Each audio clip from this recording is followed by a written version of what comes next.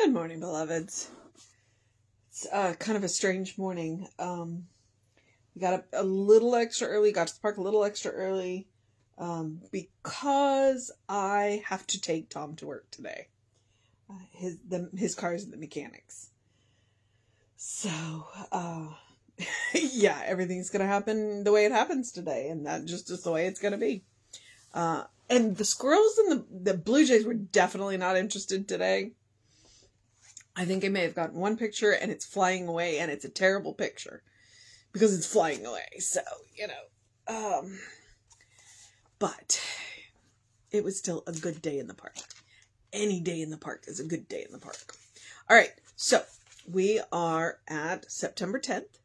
Our title is Practice, Practice, Practice.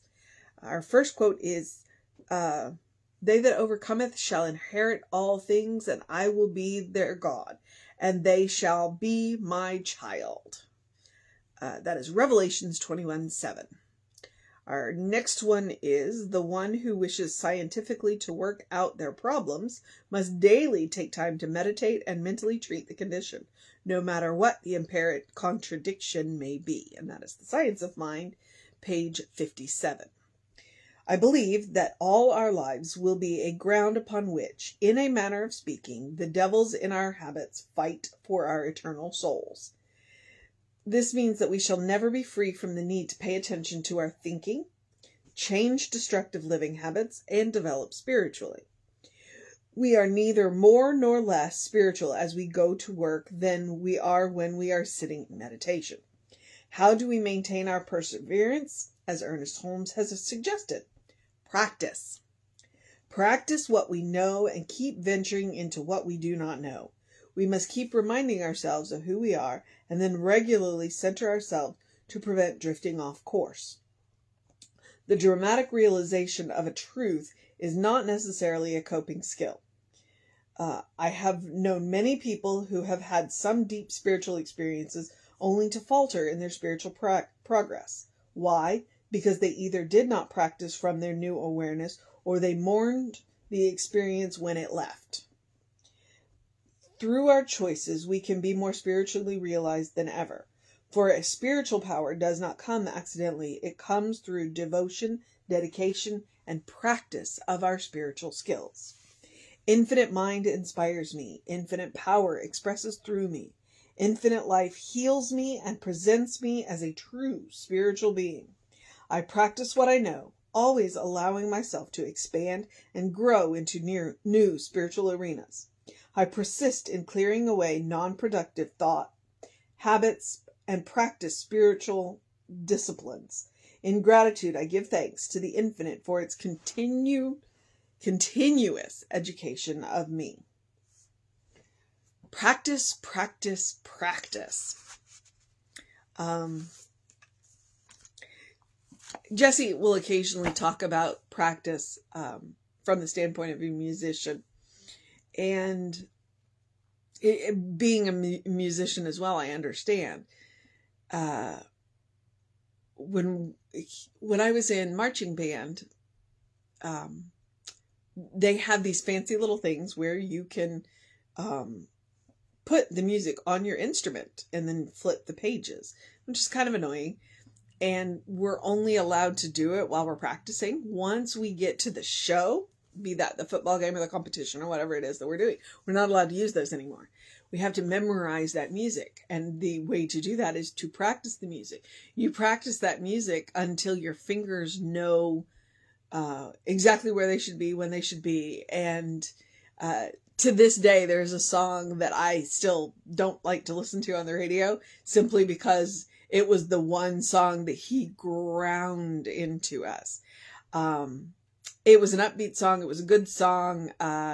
We played it all the time, and it was one that where we sounded really good. And it's a song people knew, so they would sing along to it. It would really get the crowd going.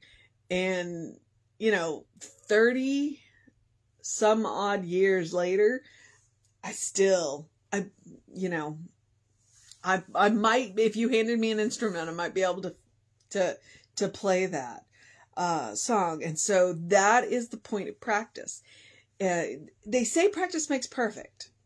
And that may be true, but practice also makes permanent. It takes 21 days to create a habit. So if there's anything that you want to do it for 21 days. And after that, it becomes a habit. And so she made that comment about habits. Because I work in a health food store, and we have a number of, herbs and supplements that do really good things. But what I tell people is, they don't work if they're in the bottle. Those herbs will not help you in that bottle. You have to take them. And so frequently what I will say is the devil of our industry is consistency. And it's the same thing in science of mind, in spiritual practice. It doesn't matter what religion you are. It's going to be the same truth. So that's what she says. The devil in our habits fight for our eternal souls, which is just a really interesting way of saying it. I'm tempted to Google that quote and find out where she got it from. Cause it's MS. I don't think I said that. It's Margaret Stortz. But that's it. The devil in our habits. If you want to have a spiritually more fulfilling life, then you have to practice, and you have to practice every day. And that's, I do say it's not about the individual thoughts. I say it's the trend of your thoughts. Well, the trend of your thoughts is about your habits. There's another thing that Jessie has said is when you react to a situation, your first reaction is what you've been taught. Your second reaction is, it's like your first thought is what you've been taught. And your second thought is who you really are. And so don't beat yourself up on your first response. But definitely take a look at the second one. But if you sit down and do the spiritual practice, and really dig into who you are and really dig through your subconscious as to who you are, you'll see you've got some funny little habits. You got some funny little habits, and you may not even be aware of them. You've been doing them so long. And so it's helpful to review your habits. And then when you go to change those habits, because remember, we don't really break habits. What we do is we replace habits. We are creatures of habit. There's a reason why that saying is a thing. We are creatures of habit. It takes 21 days. So don't beat yourself up as you work to change a habit, but set yourself up for success by one, building in plenty of reminders into your routine so that you'll have those reminders of what you need to do. And then also do it, give yourself 3 weeks, 21 days. I remember it turns out it ended up being a cavity, but I would notice that every time I would put my habit was to put my toothbrush right here, back here, and it would hurt. And so I was like, well, if I would get over there later, it wasn't too bad, but putting a toothbrush full of toothpaste over there. So, and now I don't even think about it. I do put the toothbrush, even though I've had that tooth fixed. So, 21 days, habit. So that is what she's talking about. Practice, practice, practice. So pick yourself a selection of spiritual practices, treatment, meditation, focus on, and give yourself 21 days. Now, here's the other thing. And there's a specific person I'm talking to, even though it may be a while before he sees this. Don't constantly add new spiritual practices without shuffling some of the old ones off. Okay? If you are going to choose a new spiritual practice, give one of the other ones a rest. All right? Filling your day with spiritual practice is a good thing, but when it becomes a rigid routine, it is not doing you any good either. So rotate through those spiritual practices. Try one for 21 days. If it doesn't work if it isn't giving you the results, then try something else. But replace that, okay? Don't just add a new one on top. It's the same thing with your affirmations. Do your affirmations for 21 days. If it speaks to you, great, keep it. If not, change the words. So that is what I have to say about practice. Let me flip through here and see if I missed anything. We shall never be free from the need to pay attention to our thinking, change destructive living habits, and develop spiritually. We can slip into destructive living habits without noticing because they happen kind of gradually. So it's always an annual review, a biannual review, a quarterly review is a good thing. A quarterly review of your habits is a good thing. That's 3 months. And, if it takes 3 weeks, every 3 months is reasonable to kind of give yourself a once over and go, well, what's working? What's not working? What can I work on? And I do like that she said, we're neither more nor less spiritual when we go to work than when we're in meditation. We are spiritual beings all the time. So understand that. Let that, know that, in those moments when you slip, you're still a beloved child of God. You're still a spiritual being. You're not better or worse, when you're sitting in meditation, but I will tell you that sitting in meditation will change your attitude. And that is what we look for. So, she says, practice what we know and keep venturing into what we do not know. We must keep reminding ourselves of who we are and then regularly center ourselves to keep from drifting off of courses. There was another thing that she said in here that was really, interesting. She said, the dramatic realization of a truth is not necessarily a coping skill. You don't want to be hit by the spiritual 2x4 too often. Okay. Every now and again, it's a good, it's a good thing. But if they're constantly happening, then we're not living our lives in a way that smooths the way. Okay. Getting constantly hit by spiritual 2x4, it's not a whole lot of fun. And so, let's see. She says, I have known many people who have some deep spiritual experiences only to falter in their spiritual progress. Why? Because they either did not practice from their new awareness.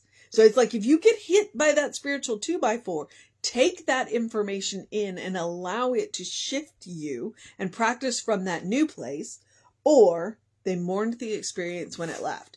Okay. Which is about that spiritual high. If you are chasing that spiritual high, it's not going to get you where you want to be. What you want to do is chase that spiritual level. Okay? So that you maintain that level all the time. You don't want to do this. Okay? You want to do this. Or this. Okay? This is perfectly okay. But this, it's not going to serve you. What it'll do is make you tired. So, the mission today. It's evident. Practice, practice, practice. Give yourself that 21 days. The mission today, should we choose to accept it, it's about spiritual perseverance. Practice what we know. And keep learning what we don't. Because that's the cool thing about practicing. And that's another thing about teaching is when you practice and when you teach somebody else what you know, you learn. It ingrains that information deeper into you. So, that is what I know today. You have your mission. And as always, I am going to suggest the spiritual practice of doing something loving for yourself, doing something kind for yourself, doing something compassionate for yourself, whatever it looks like. Big, small, does not matter. The point is what is the word of the day? Practice. You are a beloved child of God in whom God is well pleased and well represented. You deserve your own love. You deserve your own kindness. You deserve your own compassion. That is why I say that every day. I want you to, 1, practice self-care, and 2, enjoy life. Because we're here to enjoy and have experiences. And we are allowed to experience those. We are allowed to enjoy those experiences. That's what I was trying to say. So, do that. Take a nap, take a walk, Go throw peanuts to squirrels. Notice I said to, not add. Eat something that tastes really amazing. Drink something that tastes really amazing. Go and live your life in a way that practices the spiritual being that you are. All right. I think there may have been something else I was going to say, but whatever it is, it's gone. So, I'm going to encourage you, as I always do, to do something to engage your mind and your body. Whatever that looks like to you, I'm going to encourage you to drink plenty of water. It is still hot out there. Surprise! So please do that. And then get that early in your day, bright light, whatever that looks like to you. And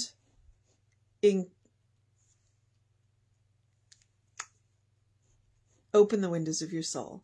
Allow the breath of heaven to remind you you do live in heaven now. Because it's an inside-out job. It's a state of mind. It's a state of consciousness. It's a superpower. Because you are connected to the source of your own being, you can go within, into that heavenly space, and bring that feeling out and create it in the world around you.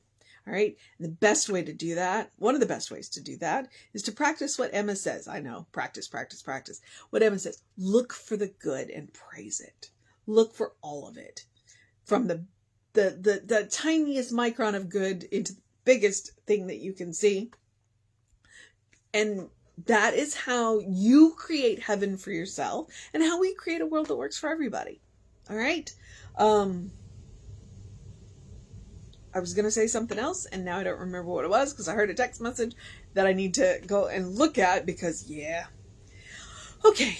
I need to be out of here in about 20 minutes and I got to go eat. So I'm going to encourage you to have a great day, a wondrous day, a magical day, an enchanting day, a fantastic day, a Saturday, Catterday. I will make a point to take some time to cuddle with my cats just a little bit later. And you will have a good day. And if that is too much pressure, simply have a day because you are enough just as you are. You are a beloved child of God. And I will say it every day until you believe it. Practice. Practice being the beloved child of God that you are. Okay. So catch us on all the social medias. We are Creative Life Spiritual Sono, Creative Life Spark. I am the running Rev Ryan on the social medias that I am on. If you want to know what's going on at the center, email info@creativelife.org. because that will get you onto the constant contact and the hot links are hot. So Reverend David should be on around 5 p.m. with you. I will be back with you at 9 a.m. tomorrow. And then we will have an amazing service for you. And you can show up in person if you're in the area or catch us on Facebook Live. And then we'll have it on YouTube later that night. All right, beloveds, take care of yourself. Know that you're loved.